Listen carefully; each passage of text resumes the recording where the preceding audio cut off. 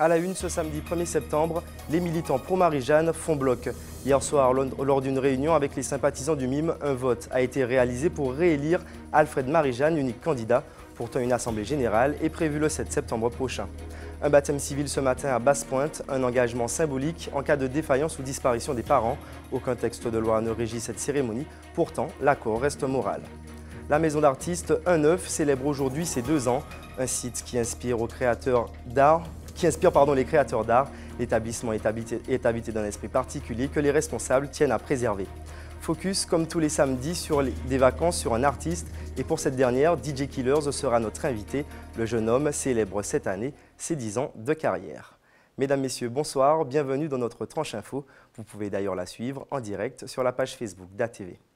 Les militants pro-Marie-Jeanne n'en démordent pas. Pour eux, il est encore à la tête du MIM. Hier soir, lors d'un meeting au Gros Morne, ils ont procédé à un vote afin d'élire Alfred Marie-Jeanne comme président du parti.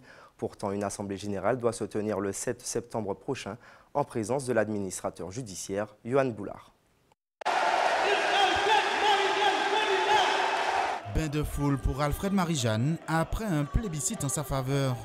Qu'a proclamé Alfred Marie-Jeanne, réélu président du MIM, mais nous avons déclaré le père de la nation marocaine. Un vote à main levée et des fidèles qui voudraient voir le président déchu à nouveau aux commandes du parti. Je savais que la cause que nous défendions était une cause juste. Deuxièmement, que ceux qui ont décidé de m'attaquer en justice, ils savent très bien que c'est une cause perdue d'avance. Un seul et unique candidat. Un scénario réglé et mené par l'ancienne mandature dissoute depuis le placement sous administration judiciaire. Près de milliers de personnes. Et par acclamation, tous les présents ont confirmé leur confiance dans le président Marie-Jeanne.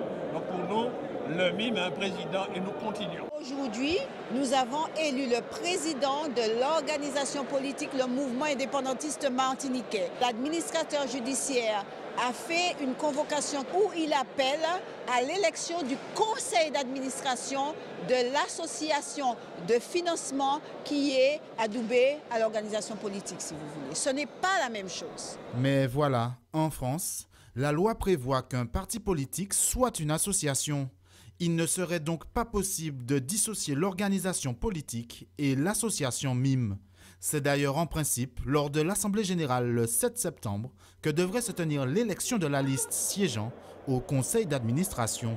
Nous allons participer à l'élection du 7. Nous avons déposé notre liste de cotisants dans les délais réglementaires. Comment comprendre alors la candidature de la liste d'Alfred Marie-Jeanne à l'échéance de septembre? Selon toute vraisemblance, même en cas de défaite, ce MIM-là ne se soumettra pas à la justice française. Il a été élu à l'unanimité. Maintenant, il paraît qu'il y a une récréation le 7. Il y aura une récréation.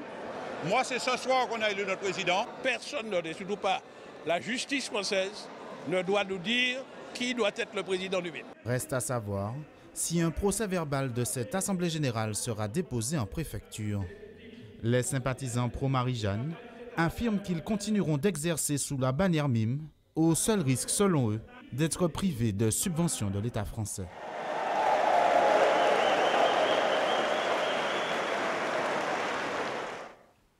« 36 familles menacées d'expulsion, dont 6 immédiatement à Saint-Joseph. Pour soutenir les riverains du quartier Derrière-Bois, la Sopamar et le collectif Justice se sont mobilisés ce matin. Objectif, informer les propriétaires sur leurs droits et accompagner dans les démarches. Des actions fortes sont prévues dans les prochains jours. Et écoutez maintenant la réaction du président de la Sopamar, Joseph Mérélix. Il répond aux questions de José Le Chartier. Des familles qui ont soudé depuis non. Ils ont découvert effectivement que d'autres personnes que ne connaissent ni là ni dev, ils sont propriétaires.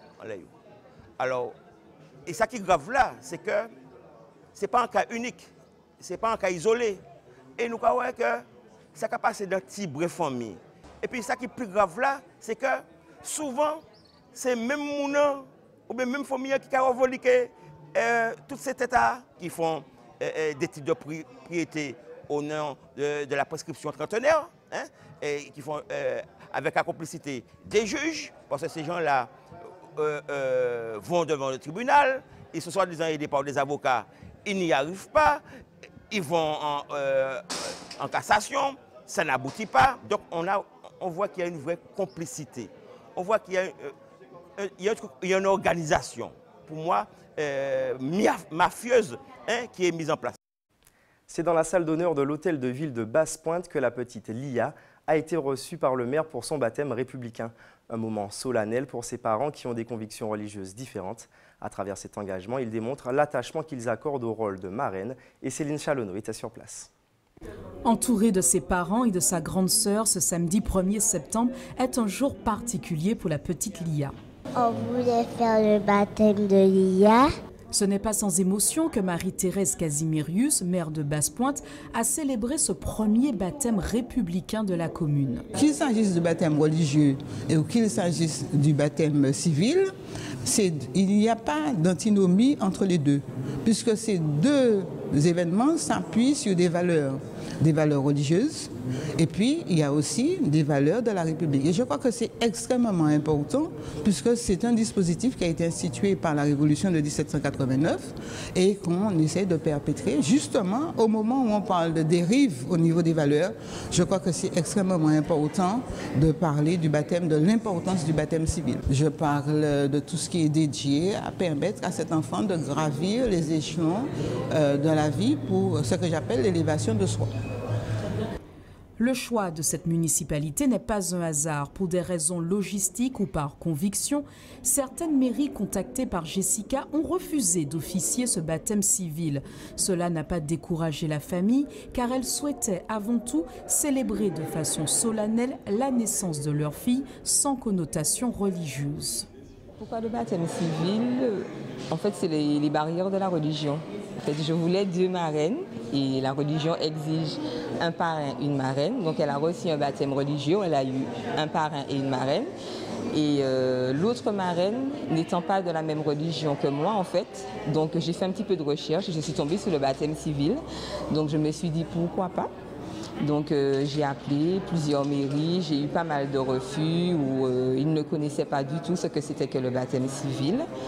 Cette tradition républicaine a séduit les parents aussi pour l'engagement moral demandé aux parrains et aux marraines. Je me suis engagée à être une deuxième maman, donc à accomplir, à mettre tous les devoirs également d'un parent, donc de la protection, l'aide aussi bien matérielle, l'encouragement, le soutien moral, physique.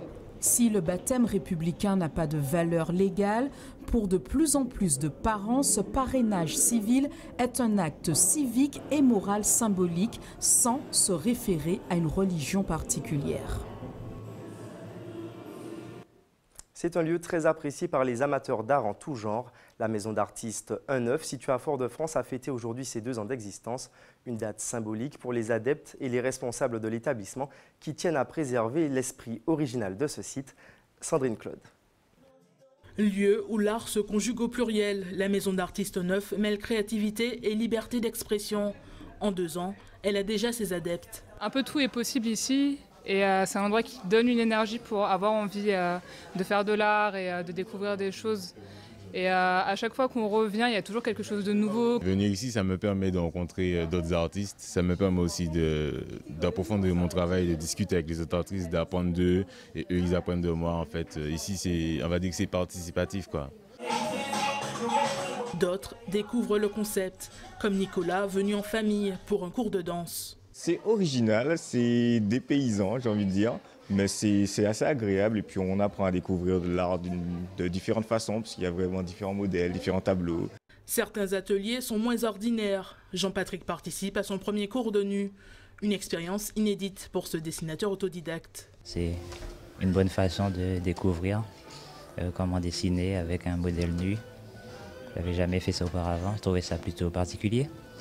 Donc, mais bon, il faut se jeter à l'eau. Beaucoup de gens qui viennent dessiner ici dessinaient déjà et sont souvent bloqués pour dessiner des humains. Il y a toujours des problèmes de proportion, etc. etc. Donc, j'avais l'impression qu'il y avait une demande déjà avant que j'arrive. Donc, disons, même si ouais, il y a eu un coup de foudre avec l'endroit, mais J'ai aussi trouvé un truc à faire, on va dire, qui pouvait être utile à d'autres.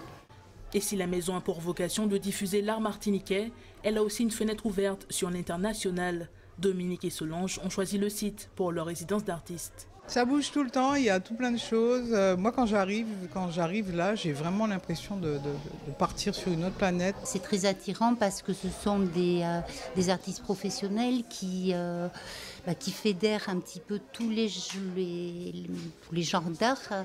Et c'est vrai que ça permet d'avoir une force. Des projets, des rencontres, mais aussi des difficultés.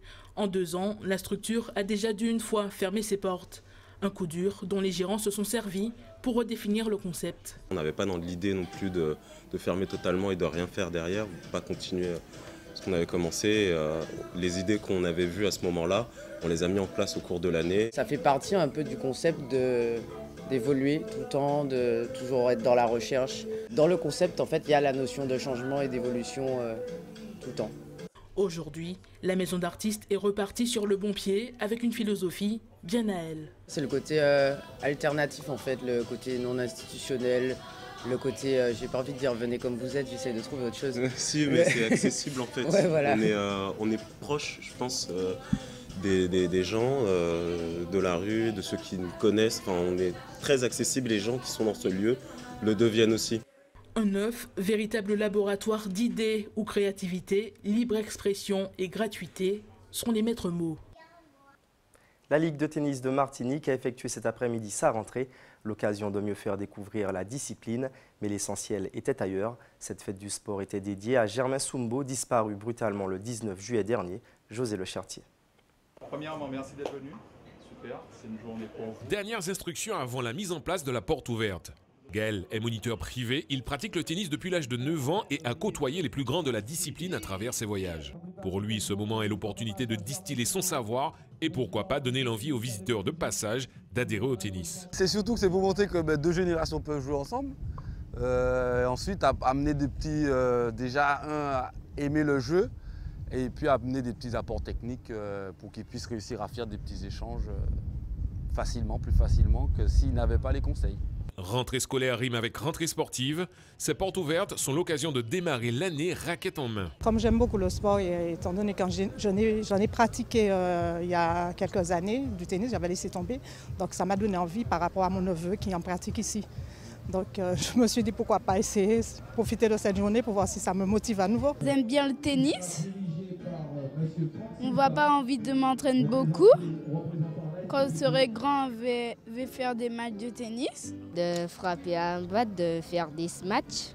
C'est un sport qui m'intéresse un petit peu. J'ai envie de le découvrir. Et durant la rentrée, je voudrais faire un sport. Donc peut-être je vais m'inscrire. Tennis ensemble, c'était la vision de Germain Soumbo. L'ancien président de Ligue nous a quittés le 13 juillet dernier. Il a marqué de son empreinte chaque personne présente aujourd'hui sur le court. C'était un de mes anniversaires, ça remonte à longtemps. C'était l'année où Gaël, mon fils, était venu en Martinique. Et il avait réussi à m'obtenir une photo avec Gaël, mon fils. Donc ça, c'est un très bon souvenir. C'est l'investissement. Donc on va continuer à s'investir pour le tennis. L'objectif numéro 1, déjà je pense que je parle au nom de mes collègues, c'est déjà de refaire le centre de ligue. Germain, c'est un monsieur qui n'a pas été capable en l'eau, mais par contre, le monté président au tennis club Sainte-Marie, il vient moi, il dit moi Daniel, pour tu pas glisser dans le terrain, il n'y pas glisser le montant. Moi, des fois, il faut leur mettre cours en terre battue le montant, puis il pas glisser dans le montant. Voilà, c'était ça. C'était quelqu'un d'imprévisible d'une part, et puis quelqu'un qu'on avait la joie d'être à côté de Germain Soumbo parce qu'il amenait ce qu'on peut dire, il amenait cette dynamique en même temps. On ressentait dans sa conversation, dans ses interviews, on ressentait qu'il était un homme qui avait la main sur le cœur. Pour le nouveau président, présent à ses côtés dès son premier mandat, l'objectif était de continuer sur la lancée de son prédécesseur. Le travail est très très difficile. Nous avons souvent échangé et c'est pourquoi peut-être qu'il m'a gardé près de lui, comme toujours depuis son entrée à la direction, premier vice-président. C'est vrai que nous échangions longtemps sur les projets, sur le devenir du tennis en Martinique et singulièrement, il voulait plus que ses compatriotes, ces jeunes, soient bien formés et qu'ils rayonnent dans disons, je ne dirais pas dans le monde, mais au-delà des frontières de la Martinique. Prochaine action de la Ligue pour recruter des licenciés, investir les écoles à la fin du mois.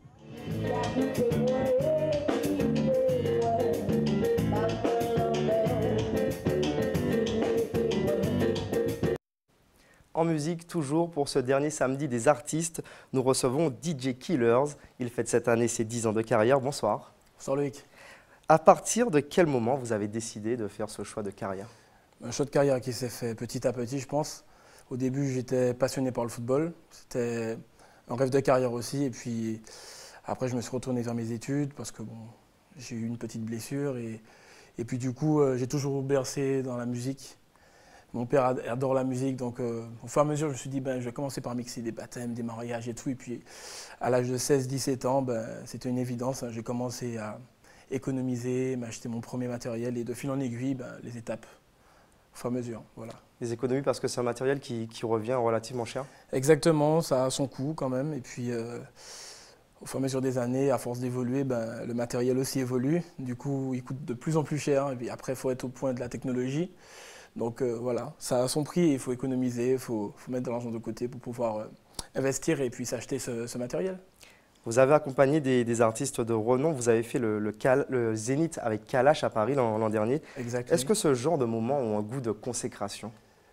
Ben oui, parce que je me rends compte que de ma petite chambre à l'époque ou des anniversaires de mes amis, que je salue au passage, jusqu'au Zénith, et l'année d'avant j'ai fait l'Olympia aussi. Donc être devant un public aussi cosmopolite, de plusieurs ethnies différentes et de voir que pendant plus de 45 minutes, 1 heure de show, avant l'artiste qui sont venus voir, vous leur donnez énormément de plaisir, c'est une fierté, c'est une vraie consécration, c'est vrai. Vous avez joué un peu partout, un petit peu en Europe. Est-ce que c'est une fierté de représenter cette identité martiniquaise? Exact, c'est une fierté pour moi, en tant que Martiniquais, de représenter mon île un peu partout dans le monde. J'ai eu la chance de mixer à Paris, au Canada, à Londres, en Suède, à Budapest, en Belgique et dans plusieurs villes de France, et pour différents types de publics. Et c'est vraiment une fierté quand ils me demandent d'où vous venez et de leur montrer le petit point sur la carte, dire qu'on est martiniquais. C'est une fierté pour moi de montrer que chez nous, on est une terre de talent. Voilà. Quel conseil donneriez-vous à un jeune qui souhaite faire une carrière de DJ? Quel conseil pourrais-je donner? Déjà, il ne faut pas abandonner les études, c'est le plus important. Et puis après, maintenant, avec les réseaux sociaux, tout ce qui est mis à la disposition de jeunes, je pense qu'il y a des écoles pour ça maintenant. Moi, je suis un autodidacte, mais maintenant, il y a plein d'écoles comme ça. Donc, s'orienter vers les études principalement, et puis après, se concentrer sur les différents styles de musique, ne pas se concentrer sur une seule chose. La musique, c'est vraiment quelque chose d'universel, donc il n'y a pas qu'un seul style. Il faut vraiment s'élargir et prendre le temps de s'imprégner de notre culture principalement, et après de s'ouvrir à toutes les cultures musicales, en tant que DJ. Voilà. Justement, c'est ça, c'est pas seulement une question de diffuser de la musique. Est-ce que vous pensez avoir un rôle culturel à jouer? Exact. On a un rôle d'éducation. J'assimile beaucoup une soirée à une journée d'école. C'est-à-dire que l'éducation, pour moi, même musicale, est importante. Il y a des sessions de récréation, comme 2 fois par jour pour un enfant, et une bonne partie d'éducation. Pour moi, une soirée, il y a des périodes dans la soirée qui sont assimilées à des périodes récréatives et des périodes assimilées à de l'éducation. Il faut qu'un client, quand il sort d'une soirée où je travaille, qu'il se dise je me suis amusé, mais en même temps j'ai appris, j'ai découvert des styles de musique. Voici le vrai travail de DJ, je pense. L'année a été marquée par des moments difficiles avec la disparition de DJ Joe Mix, le grave accident de Stone Killa. Comment vous et vos collègues vous avez traversé ces épisodes? C'était très dur parce que les gens ne se rendent pas compte, mais on forme vraiment une vraie famille au quotidien puisqu'on se côtoie, que ce soit ici ou en Europe, plusieurs fois par semaine. Donc on a une passion commune, on se côtoie régulièrement et du coup ce sont 2 personnes qu'on apprécie énormément. Johan, c'était quelqu'un de super et Fredo aussi. Donc vivre cette épreuve-là, on était très soudés, ça nous a beaucoup rapprochés d'ailleurs et c'était vraiment dur, mais il faut se relever parce que ce sont 2 personnes courageuses et qui auraient souhaité qu'on garde la tête haute pour eux. Donc, justement, vous parlez de cette fraternité, c'est encore plus fort aujourd'hui? Elle était déjà présente, on est très solidaires en général, mais je pense que ça a renforcé les liens entre les générations. Il y avait une certaine scission qui s'était créée entre les plus anciens, ceux qui sont proches de la trentaine et les plus jeunes, mais je pense que ça nous a ressoudés, ça nous a permis de travailler ensemble et je pense qu'au jour d'aujourd'hui, on forme vraiment une famille encore plus forte qu'avant. Les vacances sont bientôt terminées. Est-ce qu'on peut établir un petit classement du top 5 des chansons qui ont fait bouger les foules, un peu tout style confondu. Est-ce que là, vous pouvez me donner des titres? Ouais, de tête, un petit bilan du top 5. Je pense tout de suite aux jeunes, les QLM, qui à la base, ce sont des sons délires, mais qui ont fait leur trou quand même dans les soirées, dans les différentes ambiances en Martinique. Donc je les salue au passage, donc les QLM, par rapport à leurs différents titres. Il y a aussi artiste international Dja de Aya Nakamura. Il y a aussi des artistes zouk comme Johan, qu'on n'oublie pas, Marvin. Il y a Mel aussi, J-Max, et puis Pai X-Men qui se maintiennent. Et puis sans oublier le frangin, Kalash, qui chaque année nous sort plein de hits. Donc voilà mon top 5 à peu près. Alors DJ Killers, vous êtes avec nous sur ce plateau avec votre matériel. Voilà. Est-ce que vous pouvez nous faire une petite démonstration technique? Une petite démonstration technique. Alors, on va improviser tout ça dans quelques secondes. On va choisir un style, et d'un style, on va passer à plein d'autres styles. C'est un petit peu ça l'idée, c'est de faire découvrir des Voilà, faire découvrir chansons. Et puis surtout techniquement, montrer qu'on peut commencer par un style de musique et puis enchaîner avec autre chose, quoi. On n'est pas... La musique, c'est quelque chose d'universel et il ne faut pas être fermé, en fait. Alors là, par exemple, vous avez quoi comme matériel? Là, alors j'ai un côté de platine vinyle, donc relié à mon ordinateur qui a ma bibliothèque de son, et une table de mixage dernière génération qui permet de pianoter, de chercher ses sons, comme je suis en train de faire actuellement. Alors qu'est-ce que vous allez nous jouer? Franchement là, je vais improviser quelque chose. Alors... J'espère que les auditeurs et les téléspectateurs vont apprécier ce petit moment. Yo, this the boss Rick Rouse. I want to give a big shout out to DJ Killers out in Martinique, repping that Black Bottle movement, baby. Black Bottle Boys, salute.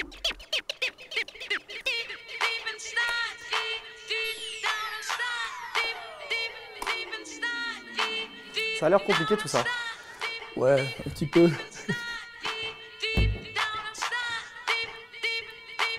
En plus sur le plateau, c'est un peu en décalé. C'est ça le live.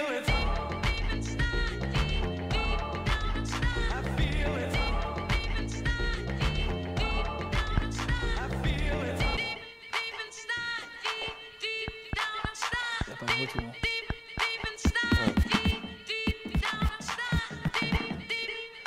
Non mais c'est en décalé. Ah oui, c'est normal. C'est dommage.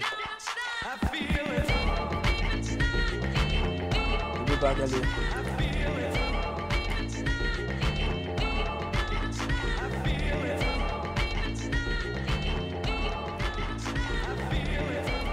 C'est dommage. Ça le fait. Je pense qu'on va la refaire dans quelques secondes. Parce qu'en fait, ce qui est bien, c'est du live, c'est sur un plateau. Donc nous, en soirée, on aime bien avoir le retour de scène et tout. Et justement là, comme je suis en live et que avec le live, c'est du décalage. Donc dans quelques secondes, je vais vous préparer un top 5 avec les sons dont on a parlé, avec les Kalash, les QLM, les Aya Nakamura. Je vais vous faire ça dans quelques secondes. Histoire de faire bouger un petit peu les téléspectateurs ce soir. Voilà, voilà. Je sais qu'ils aimaient bien ça pendant les vacances.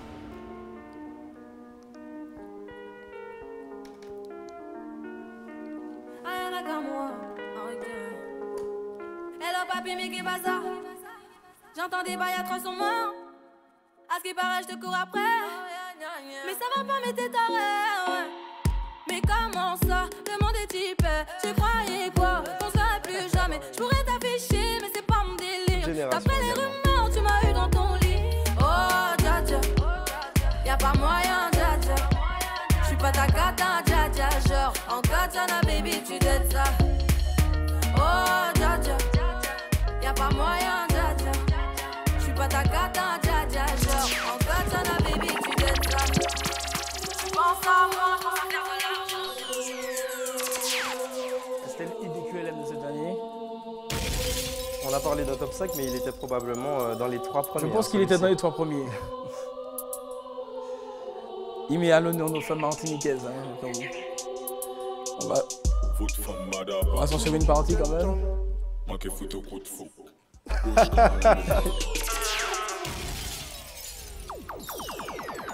Voilà, c'était juste une petite démo vite fait, histoire de montrer, sans faire trop de technique, peut-être dans quelques secondes quand on va reprendre. Je vais vous montrer quelques petites phases de scratch et tout, mais juste pour montrer comment passe-passe tout simple pour enchaîner 2 petits sons comme ça. Mais justement, avant de conclure notre interview, est-ce que vous pouvez nous donner une toute petite démonstration de scratch alors? De scratch, alors, petite démonstration de scratch. Alors, comme c'est du live, on va pas faire semblant.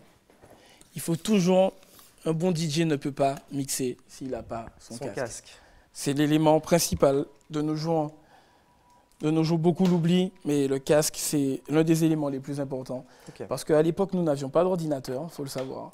Donc c'était la synchronisation. C'était à l'oreille, voilà. Et c'est très important d'avoir son casque, parce que d'une part en soirée, ça permet aussi de rester un peu dans sa bulle, de savoir quels sont mixés. D'être un peu plus focus et mieux concentré peut-être. Voilà. Je vais vous faire une petite démo en scratch, sur un son un peu plus rythmé. Alors, on va choisir un petit son. Ah ben tiens Loïc, je vais te mettre à contribution. Choisis un son. Ouh là là, vous me posez une question délicate là. Tu peux te faire plaisir, il y a de tout. Je vous laisse en tant que professionnel choisir le titre. Tu donnes ta langue au chat. Exactement. Ok. Bon alors, on va choisir un petit son sympa. On va mettre un peu de soca, tiens. Parce que nos auditeurs, ils aiment beaucoup la soca. C'est tendance en ce moment, effectivement, voilà, exact. en Martinique. On va faire un petit effet remix en live. Hands up, everybody now, let me see your hands up. Everybody right now, hands up. Everybody now, let me see your hands up. Right now, hands up, everybody now, let me see your hands up. Everybody right now, hands up. Everybody now, let me see your hands up. Right now, hands up, everybody now, let me see your hands up. Everybody right now, hands up. Everybody now, let me see your hands up. Right now, hands up, everybody now, let me see your hands up. Everybody right now, hands up. Everybody now, let me see your hands up. Right now, hands up, everybody now, let me see your hands up. Everybody right now, hands up. Everybody now, let me see your hands up. Right now, hands up, everybody now, let me see your hands up. Everybody right now, hands up. DJ Killer from Martinique. Right now, hands up, everybody now, let me see your hands up. Everybody right now, hands up. Everybody now, let me see your hands up. Bend your back, start look back. Bend your back. Start look back. Walk it up, girl. Walk it up, girl. Walk it up, girl. Walk it up, girl. Walk it up, girl. Walk it up, girl. Walk it up, girl. Boom. Walk it up. Set it up. Walk it up. Set it up. Walk it up. Set it up. Girl. Walk it. Set it up. Walk it up. Set it up.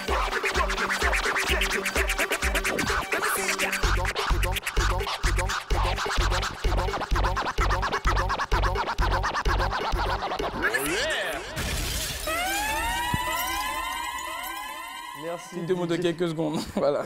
Merci DJ Killers pour cette superbe conclusion du samedi des artistes. Merci d'avoir accepté notre invitation ce soir. C'est moi, ça m'a fait plaisir. Place maintenant au JT des communes du samedi. Nous revenons sur les meilleurs moments de la saison.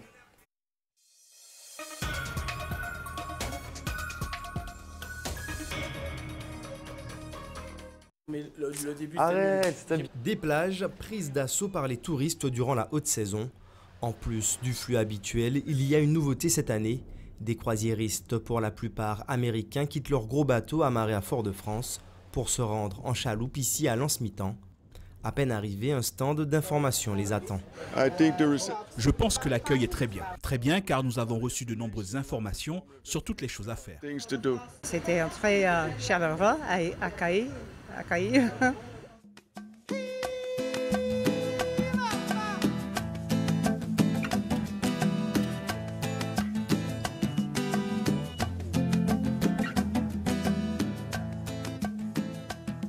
À la recherche d'un cadre différent, d'authenticité ou simple envie de se dégourdir les jambes, les visiteurs font de leur étape aux Trois-Îlets un passage incontournable. Il y a la plage à côté quand même, alors tout est parfait. C'est un plaisir quand même de venir, c'est la première fois que nous sommes venus là, entre amis, tout ça. Nous sommes 3 couples là.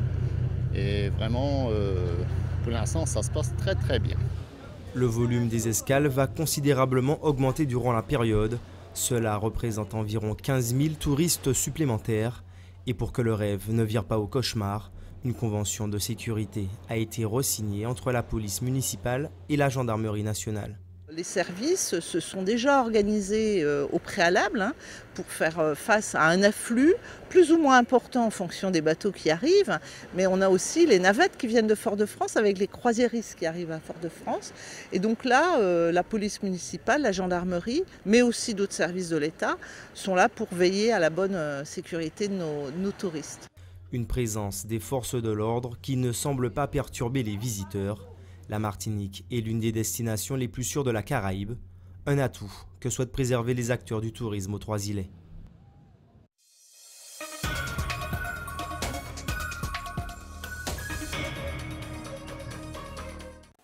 Voilà tout juste 2 semaines que Jessica a ouvert les portes de son centre diététique. Comme elle, de plus en plus d'entrepreneurs choisissent de s'implanter dans le quartier. Avec une fréquentation journalière estimée à 10 000 personnes, la zone Étangs-Abricots est en plein essor. Il y a déjà de nombreuses habitations à l'Étangs-Abricots. Il y a plein d'entreprises, donc on peut puiser déjà une partie de notre clientèle dans les personnes déjà présentes. On a l'avantage d'être quand même bien placé dans la Cassène, donc avec un accès relativement simple. Et puis surtout, on a du parking, hein, c'est non négligeable aujourd'hui en Martinique. Le classement en zone urbaine permet aux structures de bénéficier d'exonérations fiscales. Anne a installé son salon de coiffure en juillet dernier. Depuis, elle voit au quotidien la zone se développer.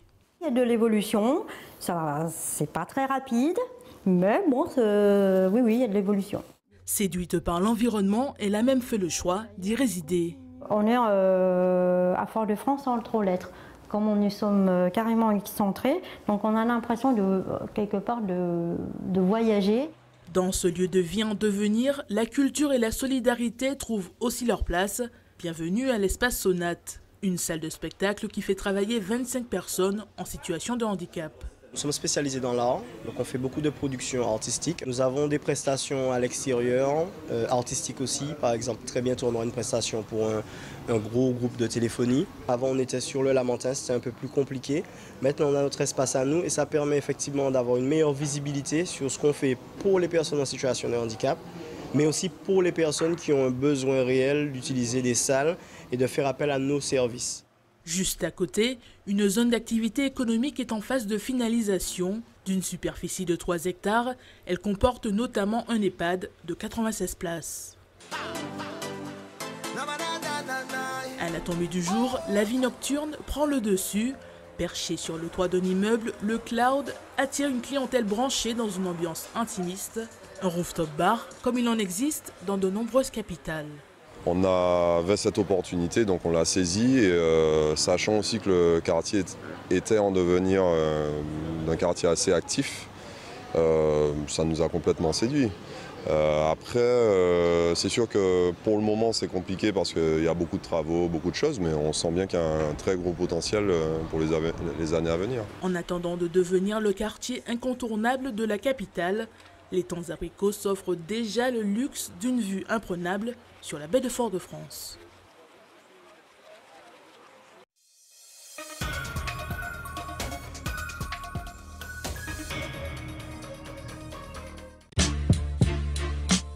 À travers le monde, on l'appelle puce ou serpent. Mbukuru, Fei, Nyangafilo. Elle est dessert à cuire ou d'ornement. Il s'agit de la banane. Une 60aine de variétés sont visibles dans ce musée. Elles viennent de la Caraïbe, d'Afrique ou d'Asie, avec des formes variées, tant pour le bananier que pour son fruit. Un moment de découverte pour les visiteurs qui évoluent dans cet Éden de la banane. J'ignorais complètement qu'il pouvait y avoir tant de variétés de par le monde et tant de lieux d'exploitation de la banane dans le monde. Mais j'ai bien retenu que la plus bio des bananes, c'était quand même la banane de Martinique et de Guadeloupe. C'est un arbre fragile, et pourtant c'est un fruit qu'on mange tous les jours, donc on pourrait se dire que c'est plus rustique pour que ce soit plus facile, plus rapide. Et non, et ça m'a beaucoup étonnée. On apprend beaucoup de choses qu'on ignore alors qu'on vit au pays. On n'est pas au fait qu'il y a 3000 variétés de bananes, l'origine, d'où elles viennent. Ça va, tu veux que je t'aide ? Comme ces familles, tous les ans, c'est en moyenne 25 000 visiteurs qui arpentent ce jardin de plus d'1 hectare. Un coin de verdure entretenu soigneusement, pourtant, il y a quelques mois, le passage de l'ouragan Maria a fait des ravages sur le site. Plus de 80% de nos bananiers ont été touchés. Donc, après le passage de l'ouragan Maria, nous nous sommes tout de suite mis au travail. Donc on a dû tout nettoyer, tout déblayer. Voilà, c'est vrai que ça a eu, on a vraiment été impacté par le phénomène, hein, puisque normalement on dénombre une 60aine de variétés de bananiers avec des régimes dessus, et là on se retrouve quand même avec une dizaine de variétés avec des régimes. Des traces du cyclone sont encore visibles aux alentours, mais aussi dans le musée. Fort heureusement, les variétés de bananiers, même les plus exotiques, ont pu être remplacées. Le rhizome émet des ramifications, donc des rejetons. Donc ce sont ces rejetons que nous avons heureusement replantés. Mais cela dit, nous avions quelques plants de bananiers en nourrice. Donc, par conséquent, hein, donc nos visiteurs pourront découvrir les variétés et les régimes. Le jardin est comme neuf désormais. Avec son village et son restaurant, le site de 4 hectares est prêt pour la saison touristique.